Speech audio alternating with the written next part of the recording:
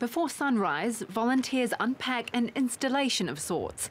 Hundreds of shoes to represent the hundreds of Kiwis who took their own lives in the past year. 579 shoes! All of the shoes were donated by families of the dead.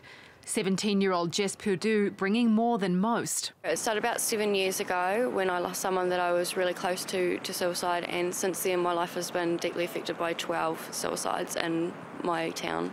The installation is travelling the length of the country to raise awareness of a shocking statistic. New Zealand has the highest youth suicide rate in the developed world, although the country's health minister says it's not the government's fault. Mental health disorders have just recently assumed a massive prominence in the consciousness of the public in all Western nations. Wellington recently announced a $100 million funding boost for programs like Lifekeepers.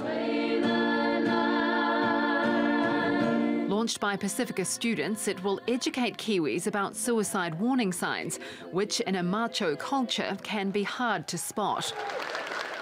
Traditionally, New Zealanders have had a sort of a toughen up, sort of get on with it, pull yourself up by your bootlaces kind of attitude. But I think the flip side of that is we do kind of expect people to just buck up and get on with it.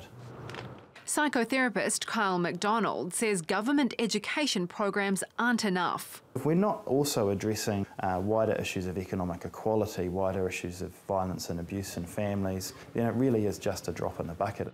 Income inequality and family violence rates are the worst they've ever been in New Zealand. Factors the government is brushing off, pointing instead to the new pressures faced by young people.